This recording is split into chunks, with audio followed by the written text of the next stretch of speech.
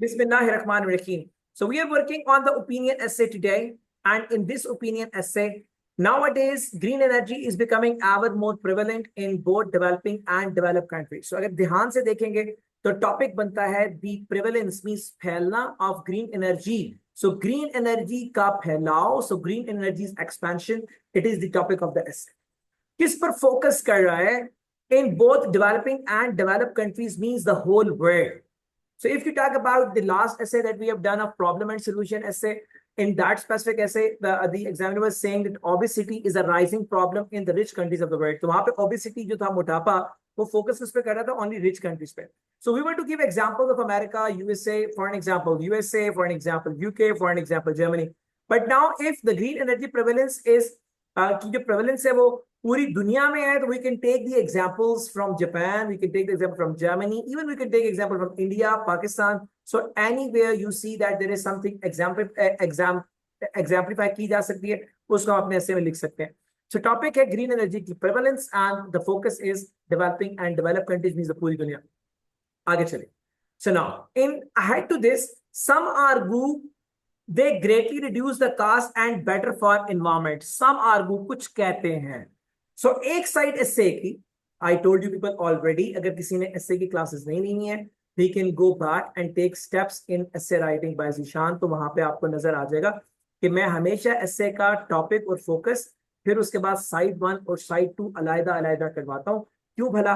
Because आपका topic और आपका फोकस इंट्रोडक्शन में चला जाएगा with one idea of both side in introduction. फिर जो आपकी साइड 1 है वो पैराग्राफ 2 में, साइड 2 पैराग्राफ नंबर 3 में, और कंक्लूजन में फिर दोनों का एक पॉइंट एक्सप्लेन होगा. तो हमारी साइड्स के अलग होने का फायदा ये होता है कि हमें ये पता लग जाता है कि हमने जो आइडियाज जनरेट करने हैं, जो आर्गुमेंट्स जनरेट करने हैं, वो किस चीज के लिए करने हैं. तो साइड 1 बता रही है some argue they greatly reduce the cost and better for environment. Side 1 क्या है जी? कुछ लोग कहते हैं कि ये ग्रीन एनर्जी कास्ट के लिए बहुत अच्छी है, कास्ट की कमी के लिए. And number 2, they are better for environment. Side number 2, other believe, दूसरे लोग कहते हैं that they are serious threat to energy security. So यहां से आपका आ गया आर्गुमेंट नंबर 2, और यही आपका आर्गुमेंट नंबर 2 साइड 2 भी बनेगा. मैं इसको डिफरेंट कलर का कर देता हूं. तो here what happened, here this happened that we have identified the topic, and the topic of the essay that we have identified is green energy. Focus is the developing and developed countries means the whole world. And then the side 1 is that some argue they greatly reduce the cost and better for environment. And side number 2 is they believe that it is a serious threat to energy security. तो हमने essay का overall जो structure है उसको examine कर लिया. What is that? Topic focus are clear. Side 1, side 2 are clear. So topic focus means introduction and conclusion are clear. Side 1, 2, para 2 and para 3 यानी कि explanation की भी दोनों paragraphs अब clear हो गए हैं कि हमने किस किस side से लिखना है. What we have to do first of all, we have to develop 4 ideas for side number 1. अब हम 4 ideas बनाएंगे side 1 के. अब side 1 क्या है? They greatly reduce the cost and better for environment. ये argument side 1 है. अब इसके अंदर भी अगर आप देखें तो reduce cost reduction और environment ये दो बातें हैं. इसका मतलब हो गया कि अगर हमने साइड 1 के 4 पॉइंट्स बनाने हैं to write in our essay, तो हम 2 पॉइंट्स बनाएंगे how it reduces the cost, और 2 बनाएंगे how it is better for environment. फिर हम जाएंगे दूसरे आर्गुमेंट पे, they are serious threat to energy security means energy की सप्लाई को खतरा है. तो फिर हम क्या करेंगे? हम 4 पॉइंट्स इस साइड के लिए भी बनाएंगे कि जो लोग ये कहते होंगे कि एनर्जी की सप्लाई को खतरा है वो क्यों कहते होंगे. तो in this way we are going to develop our the points to write in essay, and then we are proceeding further for the write up. And number 1, what we are going to do, number 1 we are going to work on the points making. हम अपने essay को copy करके ले आते हैं blank sheet पे, और उस ब्लैंक शीट से फिर हम फर्दर आगे चलेंगे और अपना essay जो है उसको कंप्लीट करेंगे, लिखेंगे. चलिए, so we are going to lift up the topic.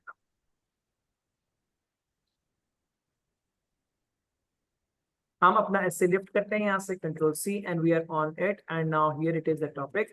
हमने इसको कर दिया पेस्ट, और हमने इसके बाद अब इसका आंसर जो है उसको लिखना है. And here we are working on it. ठीक है जी. And here is the topic. So अब पहला जो हमने पहली साइड जिसके हमने आर्गुमेंट्स बनाने हैं, व्हाट इज दैट? आर्गुमेंट 1. और आर्गुमेंट 1 जिसके हम पॉइंट बनाएंगे, आर्गुमेंट 1 क्या था? That they are better for environment and they reduce the cost. अब हम कास्ट के लिए 2 पॉइंट बनाते हैं कि क्यों लोग सोचते होंगे कि कास्ट एफिशिएंट है ग्रीन एनर्जी। हम उस पर बात करने के वास्ते हम अपने आर्गुमेंट्स को लिखने के वास्ते जा रहे हैं and we are going to make the points. So number 1, जो लोग कहते होंगे इट रिड्यूसेस द कास्ट, वो इसलिए कहते होंगे कि the source is natural. Source is natural, source natural है। जब सोर्स नेचुरल होगा तो इसका इम्पैक्ट क्या होगा? एक्सट्रैक्शन कास्ट, एक्सट्रैक्शन एक्सपेंस नहीं होगा एंड इसकी वजह से ये होगी लेस एक्सपेंसिव। फिर जब हम सेंटेंसेस बनाएंगे तो देख लेते हैं कैसे बनाना। Is it fine? तो पहला पॉइंट जो हम लिखेंगे एक्सप्लेनेशन में for this argument that will be, जो लोग सोचते होंगे ये कास्ट एफिशिएंट है वो क्यों सोचते होंगे? Maybe because is source is natural and ये एक्सट्रैक्शन एक्सपेंस नहीं है and then no extraction expense, no extraction expense and जब लेस एक्सट्रैक्शन एक्सपेंस नहीं है तो लेस एक्सपेंसिव होगा सप्लाई में। नंबर 2, जो लोग कहते होंगे it is better for cost, क्यों कहते होंगे? नो स्टोरेज, नो स्टोरेज और सेफ्टी कास्ट एसोसिएटेड। ना आपको वेयर हाउसेस चाहिए, है ना ही आपको बहुत ज्यादा गार्ड्स चाहिए इसको देखने के लिए, ना ही आपको सेफ्टी इक्विपमेंट चाहिए, ना ही इसको फायर का डर है ना जी। और the lesser in comparison to the fossil fuel, जो पुराना ट्रेडिशनल फ्यूल था उसके मुकाबले में तो कम ही होंगे। तो जो लोग कहते होंगे ये कास्ट इफेक्टिव है, शायद ये सोचते होंगे नो स्टोरेज और सेफ्टी कास्ट एसोसिएटेड, उससे क्या होगा? This side of energy will be cost efficient, cost efficient. आए जी थर्ड पॉइंट। अब 2 पॉइंट हमने कास्ट के लिए बना लिया, अब 2 बना लें आप एनवायरमेंट के लिए। क्यों कहते होंगे लोग कि ये एनवायरमेंट के लिए अच्छा है ग्रीन एनर्जी? हम कहते हैं no toxic gases emission, toxic gases के निकलने का कोई चांस नहीं है, या नो टॉक्सिक गैसेस एमिशन, कोई टॉक्सिक गैसेस नहीं निकलती लाइक CO2। उससे क्या होगा? जो आपकी पोल्यूशन है ना वो कंट्रोल हो जाएगी। तो शायद इसलिए कहते हो कि it is good for the environment as well. जो लोग कहते हैं एनवायरमेंट के लिए अच्छा है, why they would be thinking like that? Next one, there is no heating process. हम कहते हैं कोई हीटिंग प्रोसेस इन्वॉल्व नहीं है, तो जिसकी वजह से आपका जो है ना वो ग्लोबल वार्मिंग को सपोर्ट मिलेगी, ग्लोबल वार्मिंग सपोर्ट। आप ग्लोबल वार्मिंग में इजाफा नहीं होगा और उसको सपोर्ट मिलेगी, शायद इसलिए लोग कहते हो कि ये एनवायरमेंट के लिए अच्छा है। अब आए आर्गुमेंट 2 के भी 4 पॉइंट्स बना लें उनके इम्पैक्ट्स के साथ। मैंने कहा था कभी भी आइडिया को सिंपल आइडिया के तौर पर मत बनाए, आइडिया का इम्पैक्ट भी साथ लिखें, बिकॉज अगर आप बात मुकम्मल नहीं करेंगे तो एग्जामिनर को खुद से समझ नहीं आएगी कि आप क्या कहना चाह रहे हैं। फॉर एग्जाम्पल आप कहते हैं no storage cost associated, impact क्या है?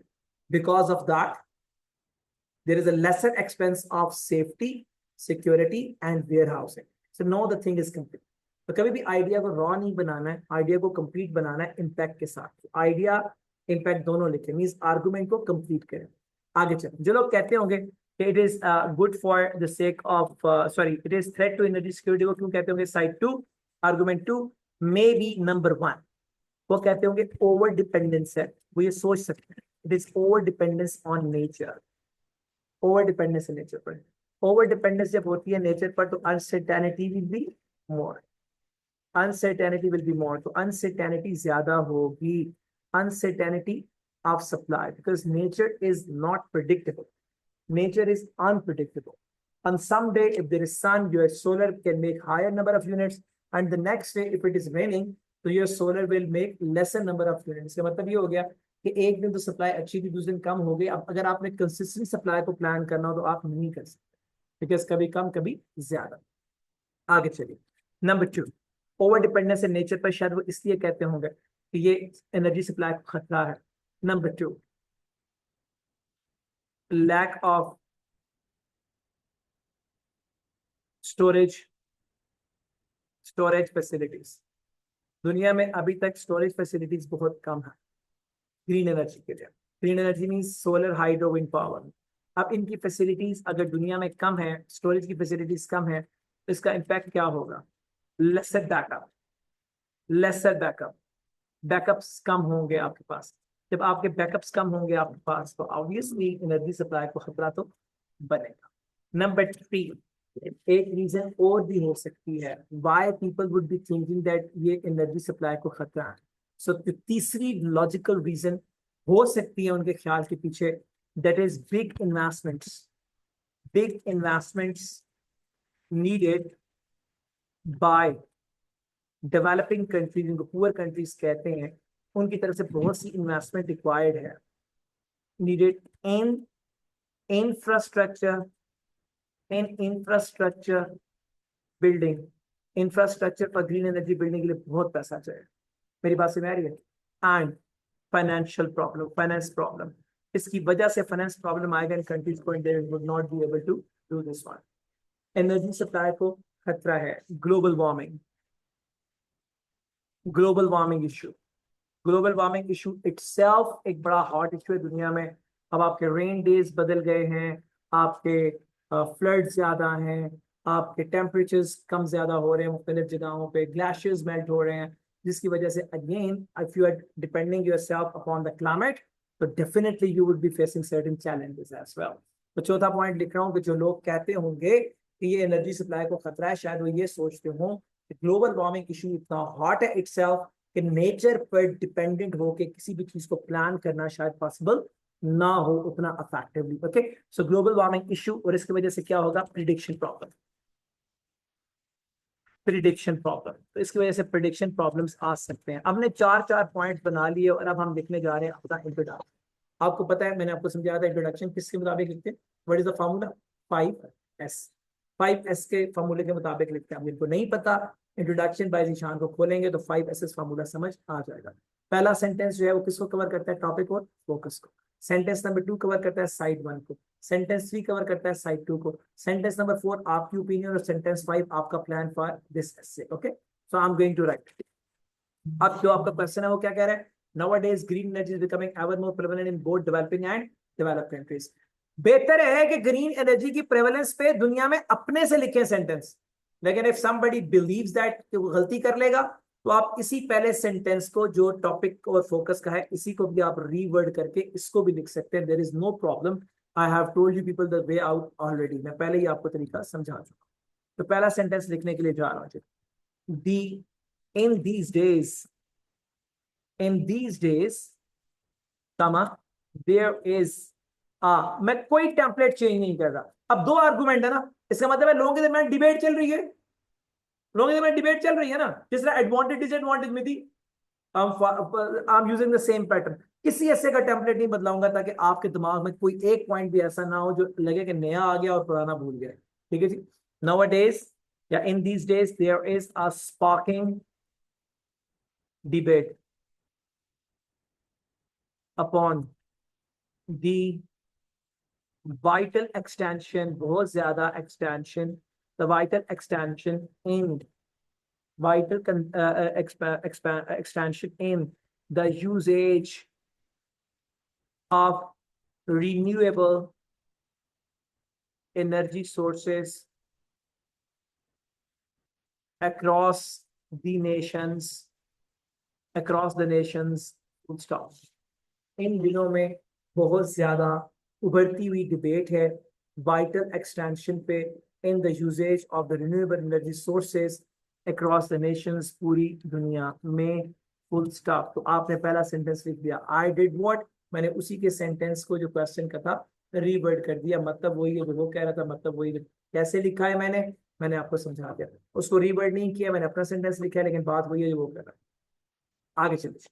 अब एक आर्गुमेंट, ऑन वन हैंड, एक साइड पर, कामा, कुछ कहते हैं, some, on one hand, on one hand एक साइड पर। अब पहले आर्गुमेंट पे आ रहा हूं। On one hand, comma, some, कुछ लोग, बिलीव, कुछ लोग कहते हैं, that green energy like solar, comma, wind and hydro power are cost efficient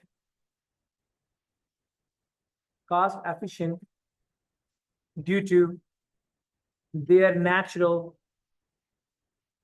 source of acquisition.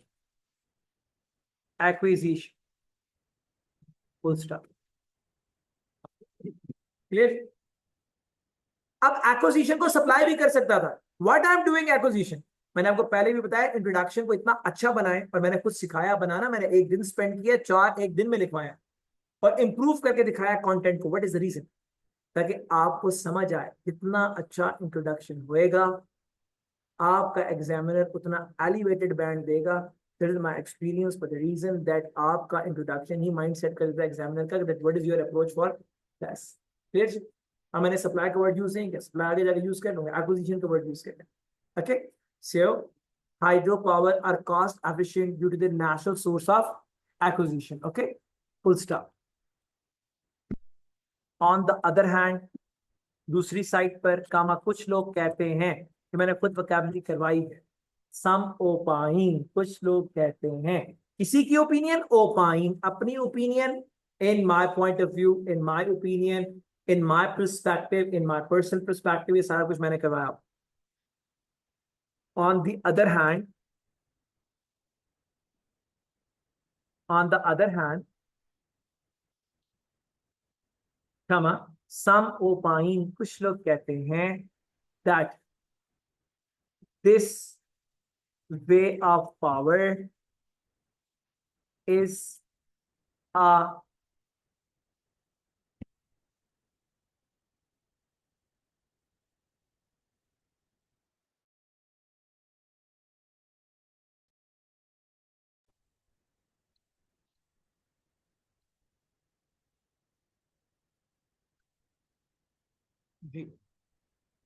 while on the other hand, yeah, on the other hand, some opine that this way of power, this way of power supply is a big threat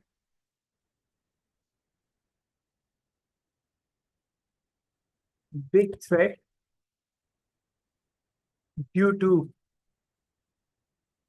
inconsistent weather across, yeah, in the globe. Full stop. दूसरे कहते हैं ये source लगातार बड़ा खतरा है because inconsistent weather है पूरी दुनिया में. क्लियर? आपने उनके व्यू पॉइंट के साथ एक आइडिया मेंशन किया, आइडिया का इंपैक्ट भी नहीं लिखा. इंपैक्ट देखेंगे एक्सप्लेनेशन में जाके एग्जांपल के साथ. क्लियर जी? आगे चलिए. अब आपकी ओपिनियन आ गई. In my personal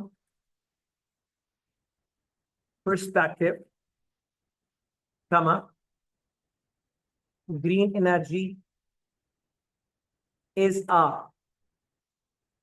superior blessing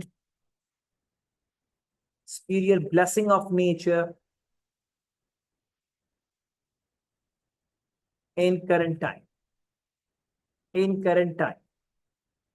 असल में एक बहुत बड़ी ब्लेसिंग है. अब आप प्लान लिख रहे हैं. I will elaborate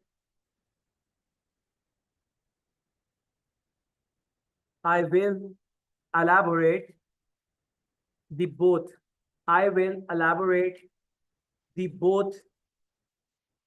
perspectives in upcoming paragraphs of this essay. Full stop and that's all this. Okay, तो आखिरी दोनों आपके जो सेंटेंसेस हैं ऑलमोस्ट नियरली. तो आप इस, अब आपने अपना इंट्रोडक्शन मुकम्मल किया. तो मैंने बताया था आप लोगों को कि अगर आप 5S के मुताबिक अपना इंट्रोडक्शन लिखते हैं तो अबाउट 80 वर्ड जाके खत्म हो जाएगा. तो अगर अब मैं इसको देखता हूं तो इन वर्ड्स को, तो दीज आर अबाउट 99, इससे हो नहीं सकता वैसे. तो these are about 96 words. These are about 96 words and I'm marking it 95 words. Okay. So अब आपके क्यों आज वर्ड्स 80 से ज्यादा बन गए? बिकॉज दो आर्गुमेंट्स थे और दोनों आर्गुमेंट्स खासे बल्कि थे. क्लियर? और आपने दोनों आर्गुमेंट्स को यहाँ पे स्टेट किया. आए अब चलते हैं एक्सप्लेनेशन की तरफ. एक्सप्लेनेशन का जो पहला पैरा है उसमें सर ने जैसे समझाया आप साइड 1 को एक्सप्लेन करेंगे। अब यहाँ पे साइड 1 क्या है? साइड 1 है आपकी यहाँ पे आर्गुमेंट 1, उसके 4 पॉइंट्स को आप एक्सप्लेन करेंगे। Along with you will add 2 examples, आप 2 एग्जांपल्स ऐड करेंगे। फिर आप पैरा नंबर 3 में साइड 2 को लिखेंगे अलॉन्ग विद 2 एग्जांपल्स। एग्जांपल कोई सी भी 2 पॉइंट्स के साथ दी जा सकती हैं, 1 2 के साथ भी, 1 3 के साथ भी, 1 4 के साथ भी, 2 3 के साथ भी, 2 4 के साथ भी, 3 4 के साथ। क्लियर जी? आप चलो एक्सप्लेनेशन को लिखते हैं। हमने एक्सप्लेनेशन का पैरा सीखा कि जब शुरू करना है तो कहां से शुरू करेंगे? टू इनिशिएट विद, अब name side 1, to initiate with the view point of green energy as an income saving source of power, comma, it is important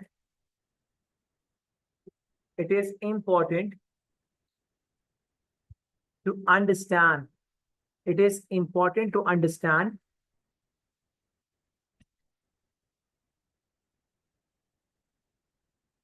that, अब आपका आइडिया नंबर 1 आ गया। It is important to understand that the of sources of its supply are purely natural, and same is the reason this does not involve any extraction and infrastructure expenditure, full stop. For instance, मिसाल के तौर पे, मिसाल के तौर पे the traditional fossil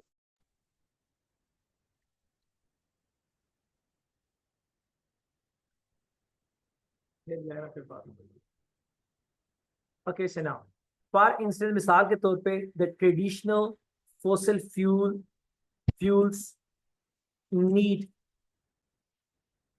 big rigs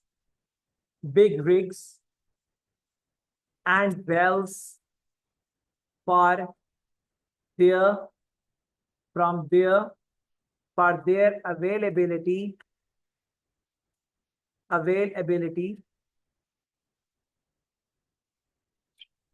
from the earth, full stop. Clear जी? पहला पॉइंट आपने कंप्लीट किया और आपने एक एग्जांपल भी कोट की कि how it is cheaper. So now आगे चलिए। सेकंड पॉइंट हमने लिखा था दैट कोई ज्यादा स्टोरेज कास्ट नहीं है और सेफ्टी कास्ट नहीं है, that is what these are less expensive. It is also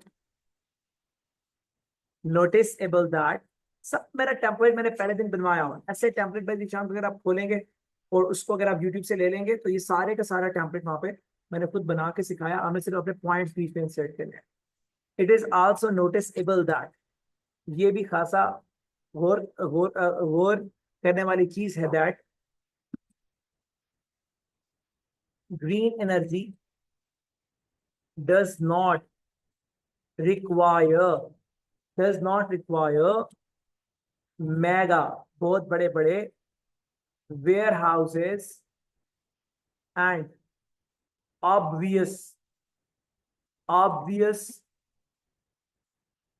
obvious safety cost associated with storage area, full stop. Clear जी? मिसाल के तौर पे फॉर एन एग्जाम्पल, पहले हमने लिखा था फॉर एन एग्जाम्पल, मिसाल के तौर पे, कमा health and safety staff with equipment needed for fossil fuel full stop. दो पॉइंट्स हो गए, दो एग्जांपल्स भी हो गई, दो इंपैक्ट्स भी हो गए। थर्ड पॉइंट आप लिख रहे हैं अब environment friendly, heading towards the idea of environment friendly nature of green energy. अगर आप देखें, मैं रिन्यूएबल एनर्जी को एक दफा मैंने यूज किया, बार बार नहीं यूज कर। मैंने ये पहले बताया है कि अगर आपको लग रहा हो कि एक वर्ड के ज्यादा सिनोनिम नहीं है और आपने उसको रिपीट करना है, तो सारे सिनोनिम्स को मत रिपीट करना शुरू कर दीजिए, वरना नंबर कट जाएंगे। अब आप ग्रीन एनर्जी को रिपीट कर रहे हैं ना, 100 दफा भी करेंगे तो सिंगल रिपीटिशन काउंट होगी। अगर आप 5 दफा ग्रीन एनर्जी, 5 दफा रिन्यूएबल एनर्जी, 5 दफा natural energy, what will happen now, 3 repetitions count हो जाएंगे। तो नेचुरल एनर्जी, रिन्यूएबल एनर्जी को एक एक बार यूज करें, ग्रीन एनर्जी को खाया जितनी बार मर्जी यूज करें, एक सिंगल रिपीटिशन काउंट होगी। अब green energy comma, it is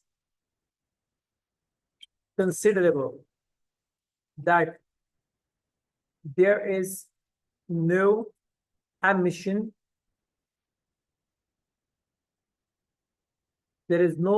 of toxic gases from its burning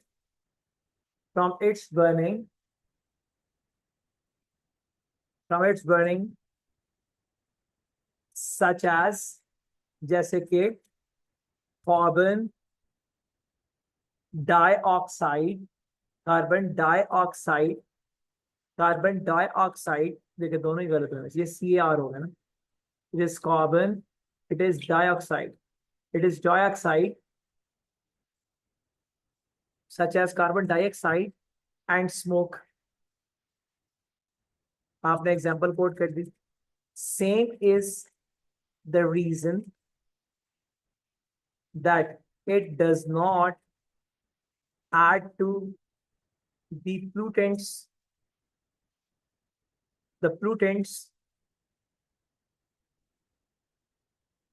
it does not add to the pollutants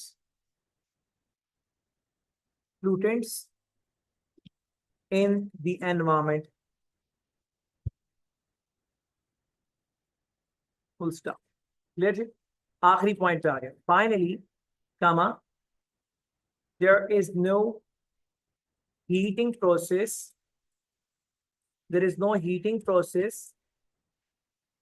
involved in the consumption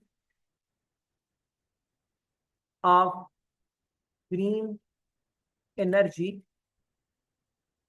full stop। Same is very handy to address the global warming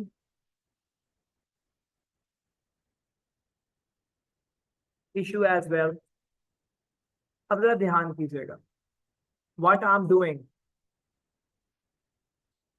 मैं कर क्या रहा हूं। Look, I'm not using the linking words. There is no toxic gas emission like carbon dioxide leading to lesser pollution. I'm leading to, heading towards, मैं क्यों नहीं use कर रहा linking words. I am telling you a new way out. आप अपना point लिखें और full stop पे खत्म कर दें। Same is the reason, because of the same thing. आप सेकंड सेंटेंस में उसका इंपैक्ट लिख दें, कोई फर्क नहीं पड़ता है। आप अगर लिख देंगे उसके कनेक्टिंग वर्ड्स लिख के इंपैक्ट लिख देंगे तो भी कोई मसला नहीं है, लेकिन वहां सेंटेंस बहुत ज्यादा लंबा हो जाता है। जब सेंटेंस लंबा हो जाए तो फिर ग्रामेटिक एरर होने का चांस ज्यादा हो जाता है। क्लियर जी? सो आप अपने 4 पॉइंट्स लिखें। जब 4 पॉइंट्स और 2 एग्जांपल्स के साथ मैंने कहा था आप लिखेंगे तो 120 वर्ड्स तक जाएगा। ये पहला पैराग्राफ मींस एक्सप्लेनेशन का पहला पैरा, यानी ऐसे का दूसरा। मगर चूंकि अभी 4 पॉइंट्स है और आपको उसके लिए हर एक के लिए एग्जांपल कोट करनी पड़ी है, तो this will be somewhat at 150 around. देखते हैं क्या होता है। It is on 162, I make it 160। आपकी 80 की रिक्वायरमेंट है 250 और आप 250 पहले 2 पैराग्राफ से पूरा कर चुके हैं। So if you want to shrink yourself, even you can shrink. Important is not that कि आपने 300 वर्ड्स लिखने हैं. मेरा बच्चा हमेशा 325 से 345 वर्ड्स तक लिखता है. मैं जितने भी ऐसे खुद अपने हाथ से लिख के दिए आपको सब में मैंने ऐसे ही किया. And you all by yourself calculated के कहाँ तक जाते हैं. मगर इंपॉर्टेंट ये नहीं है कि आप 345 पे ही पहुंचे या आप 300 ही क्रॉस करें. इंपॉर्टेंट ये है कि you have to manage the essay in 40 minutes. Otherwise you will sacrifice and you will not be able to खुदा ना खास्ता, you would not be able to complete the essay and you will suffer because of this. Okay, so 40 minute में complete करना is more important. Okay, now the handwriting problem is not there because simply we have to type. और अगर आप daily software पे practice करें तो आपकी typing speed automatically बन जाएगी. आगे चलें. So now अब हम आगे हैं पैराग्राफ नंबर 3 पर और हम इसमें आर्गुमेंट नंबर 2 एक्सप्लेन करेंगे. moving on for the argument of green energy as a danger to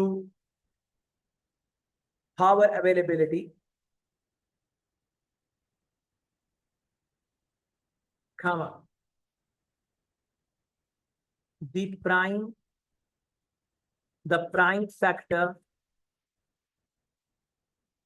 factor is over dependence on the nature. Full stop. Over dependence on the nature due to unpredictable nature of climate across the world, comma, consistent supply cannot be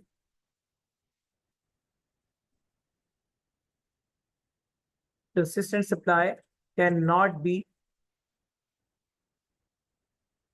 जो consistent supply है cannot be forecasted. उसको forecast नहीं किया जा सकता है, उसको आप पहले से प्रिडिक्ट नहीं कर सकते हैं. और in this way you suffer. Clear? Forecast. ठीक है जी. आगे चलिए. अब मैं एग्जाम्पलीफाई नहीं कर रहा. क्यों? बिकॉज मैं ऊपर एग्जाम्पल्स को 4 कर चुका हूं. So I mean no need of example of this side. Even then मैं एक आध पॉइंट के साथ लिख लूंगा, बाकियों को जाने देता. ओके जी, आगे चलिए.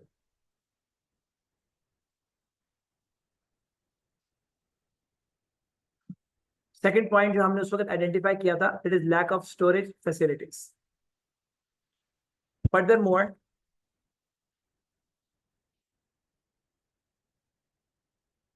there are very few facilities available to maintain stock of this energy source,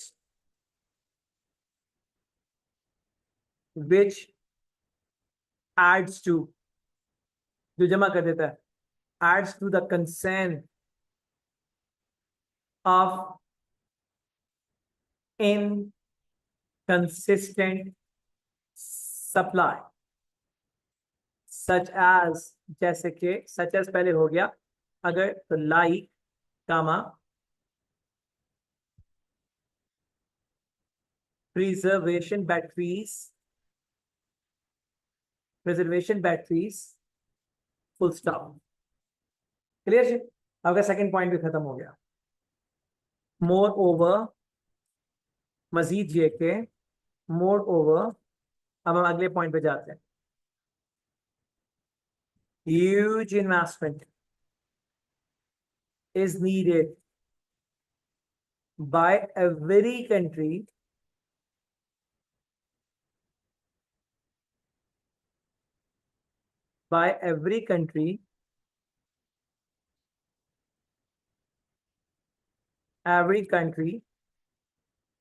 in developing energy parks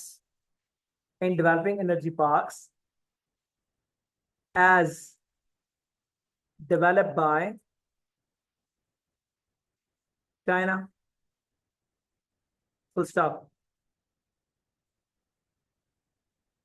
poor countries may not be able to sponsor that investment and suffer financial crisis. Clear जी? वो नहीं कर पाएंगे and financial crisis हो सकते हैं. Full stop. आखिरी point. Lastly, global warming is a hot topic to be considered. Changing weather conditions or even weather conditions is to be considered. Changing weather conditions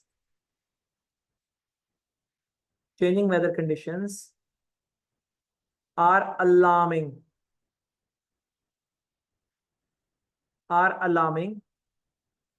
for better planning of energy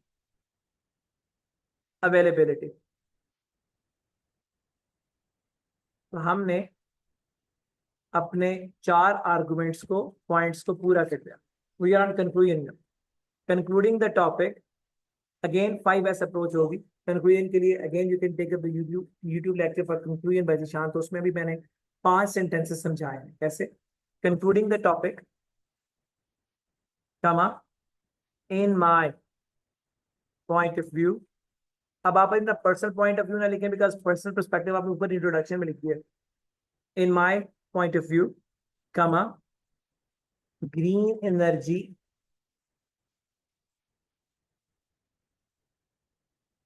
is very charming due to multiple, बहुत सी, distinct, unique यानी कि distinct features,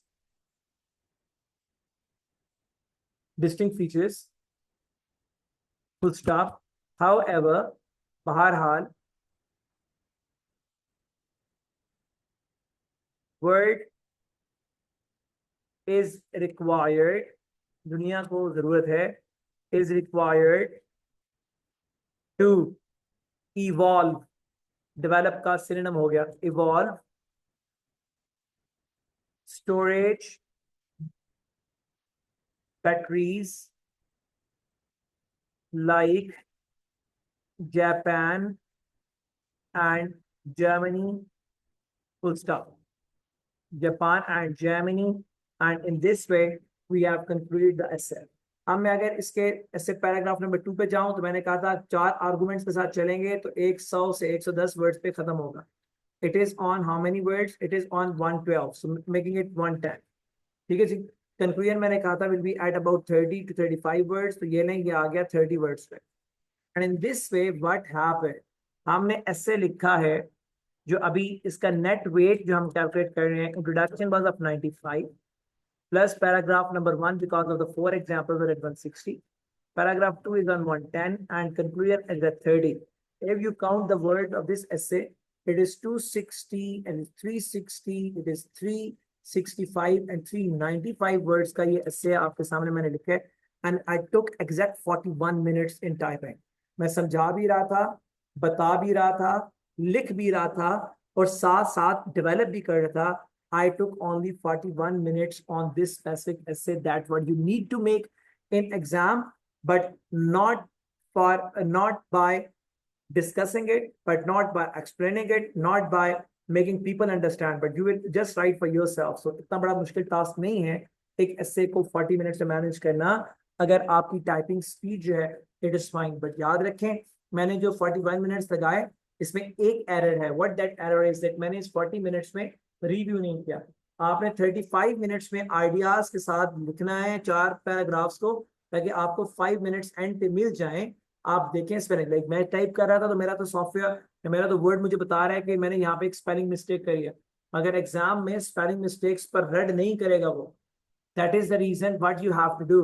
reason अब क्या उसके, that is the reason you have to do what, you have to do a review of 5 minutes तक कोई spelling error, कोई specific punctuation error, कोई exemplification error, कोई full stop कमा मिस हो गया है तो वो आप प्रॉपर तरीके से एड्रेस कर लें, वगरना वो एरर मिस्टेक बन के एग्जामिनर के पास चली जाएगी और अनफॉर्चुनेटली मार्क्स को रिड्यूस करने में अहम किरदार अदा करेगी. Okay, so now this is the essay for today. I hope understand क्या होगा. Now what we need to do is that आप इस essay को मैं आपको ग्रुप में भेज रहा हूँ. जब मैं ग्रुप में भेज रहा हूँ तो आपने अपने मोबाइल से देख के इस essay को अपनी बुकलेट पे इस essay के बाद ओपिनियन essay नंबर 1 है, इसको पूरा लिखना है. अब इसको लिखने में 40 मिनट गुजर जाएंगे फॉर एन एग्जाम्पल. तो जैसे ही आप इसको पढ़ेंगे 9 के करीब का टाइम हो जाएगा तो आप अगला ऐसे लिख नहीं पाएंगे और software because of the development उसमें कुछ नए क्वेश्चंस ऐड हो रहे हैं, आज अवेलेबल नहीं होगा. तो आपने क्या करना है, आपने अगला ऐसे है some people think that or some people are with opinion that children should be rewarded for good behavior and other believe they should be punished for the bad behavior. कुछ लोग कहते हैं कि बच्चों को रिवॉर्ड मिलना चाहिए गुड बिहेवियर से और पनिश होना चाहिए बैड बिहेवियर से. अगेन 2 क्वेश्चंस है. सो 2 क्वेश्चन ऐसे और 2 आर्गुमेंट्स वाला ओपिनियन ऐसे दोनों एक साथ कवर हो जाएंगे. आपने इसको लिखना नहीं है, आपने इसके दिए हुए आंसर को एक दफा रीड करना है to see that how it is going, आपके क्या पॉइंट्स थे और वो क्या कह रहा है. And in this by this reading आपके पास बहुत से नए वर्ड्स भी हो सकता है वोकैबुलरी के आ जाएं और सोचने का कोई नया अंदाज भी. पर अगर कुछ नया नहीं आता तो एटलीस्ट सेटिस्फैक्शन आ जाएगी कि what you thought for this essay that was same as written in the answer as well. So confidence building would be far more better than finding the new words in this essay.